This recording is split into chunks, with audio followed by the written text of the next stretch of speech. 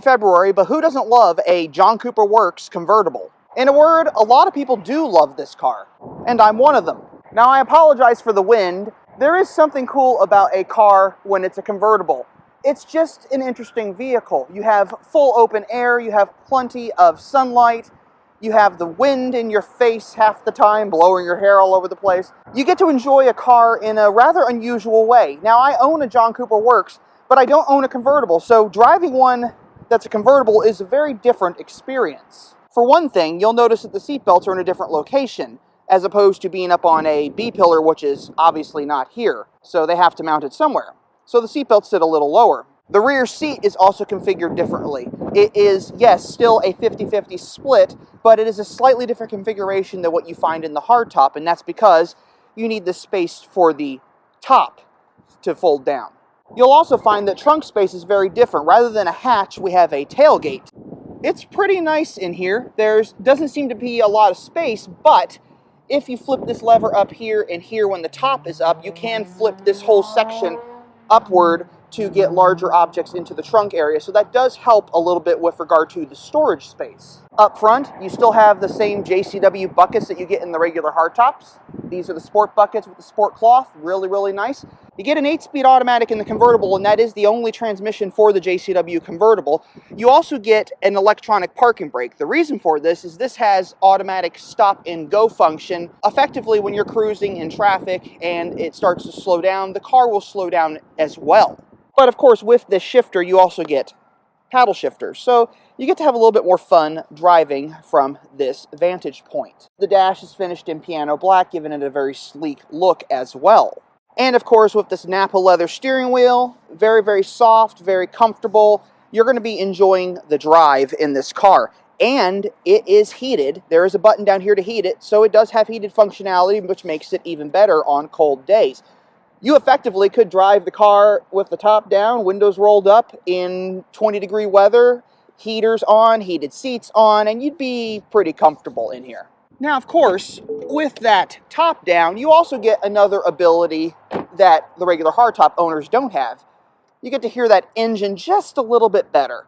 And this 228 horsepower, 236 foot-pounds of torque, 2-liter turbocharged motor is a great little motor, and it's fun to listen to whether the windows are down or, in the case of this convertible, the top is down. Now, I know people have asked this on numerous occasions. Is the Mini Cooper twin turbo? The answer is no. I know this will fool a lot of people. Twin power turbo is referring to the type of turbo. This is a twin scroll turbocharger in this vehicle, so twin power. It is not a twin turbo vehicle, and if you really think it is a twin turbo vehicle, be my guest and figure out where they put the second turbo, because I can't find it. Now, some other details of this vehicle. It's finished in Midnight Black 2 with red mirror caps, red trim accents throughout. The dealership added these amazing matte black stripes with red pin, and over here as an added little touch, John Cooper's signature right there, just to make things a little bit more interesting. And of course, with piano black badging and headlight rings and taillight rings, it really gives the car a very, very sleek look. And these 17-inch track spokes with 205/45/17 Pirelli tires make the ride very comfortable as well. And you can get all-season tires on the 17-inch wheels, which you can't do on the 18s, at least not from the factory. And of course, bringing you to a complete stop are these massive Brembo brakes with equally large rotors. Decently sized brakes at the rear as well. From the rear, the aggressive styling continues with this really nice rear diffuser and very nice chrome exhaust tips as well. If you want to fit this vehicle with the JCW Pro exhaust, you have your choice of chrome exhaust tips or carbon fiber. Now, if you're concerned about safety in a convertible, you shouldn't be worried with this vehicle for the following reasons. There is an emergency roll bar located here should the vehicle flip over. This will protect the rear seat occupants in the event of a rollover. You also have the windshield. Now, you might be thinking, well, what's the windshield have to do with safety? The windshield frame of the Mini convertible is engineered to hold the entire weight of the car. This vehicle weighs about 2,800 pounds. This windshield frame, in the event of a rollover, can support about 3,000 or more pounds. On top of that, you also have airbags everywhere, and I believe there's even an airbag up here, along with airbags in the seats.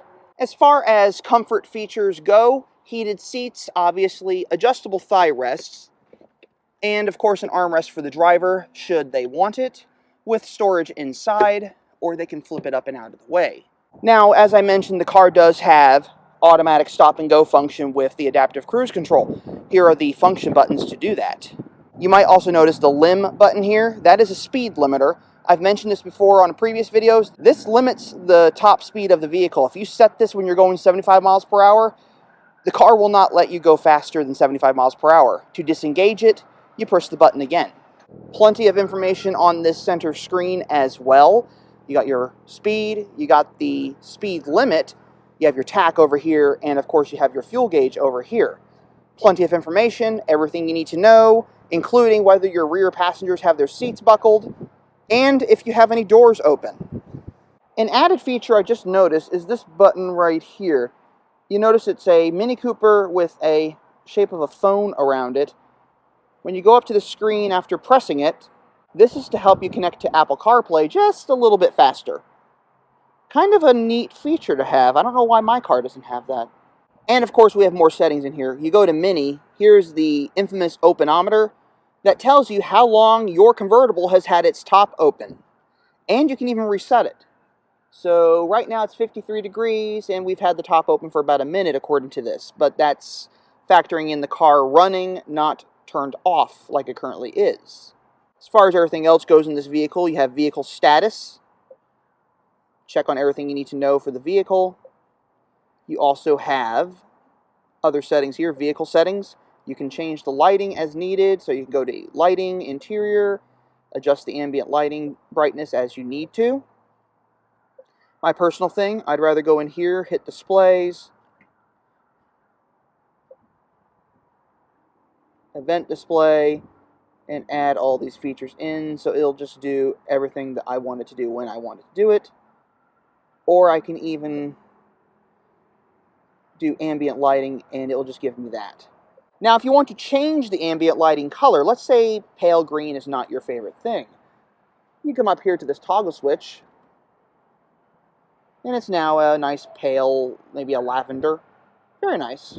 If you put the car in sport mode, it goes to bright red. Now how much would a vehicle like this cost? Convertibles are typically more expensive than the average JCW. This one's just under $45,000, which makes it a very good price for a JCW. So what kind of Mini enthusiast would I be if I didn't have you guys hear the exhaust? I'd be a horrible one.